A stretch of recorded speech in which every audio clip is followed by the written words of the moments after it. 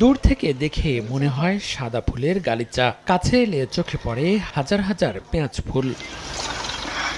দেশে পেঁয়াজ উৎপাদনের দ্বিতীয় শীর্ষ জেলা ফরিদপুর। এ জেলায় সবচেয়ে বেশি উৎপাদন হয় পেঁয়াজের বীজ। চলতি মৌসুমে ১,৮২০ হেক্টর জমিতে ৯০০ মেট্রিক টনের বেশি বীজ উৎপাদন লক্ষ্যমাত্রা নির্ধারণ করেছে কৃষি বিভাগ। আবহাওয়া ভালো হওয়ায় ফলনও হয়েছে বাম্পার। তবে এবছর পেঁয়াজের দাম বেশি হওয়ায় বীজ উৎপাদন খরচও বেড়েছে বলে জানান কৃষক। প্রত্যেকটা জমিকে আমার মিনিমাম ৭ থেকে ৮ বার করে আপনার হাত পরাগায়ন করতে হয়েছে শ্রমিক দিয়ে।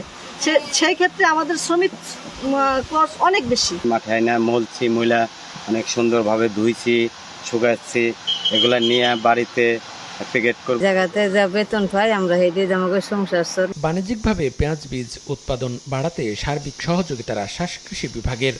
নগদে ৫০০ টাকা বা তার বেশি পেমেন্টে পেতে পারেন ঢাকায় জমিসহ ২০ কোটি টাকার পুরস্কার। সংরক্ষণ করার জন্য তারা যে প্রয়োজনীয় পরামর্শ তাদের পাশে আমরা থাকি।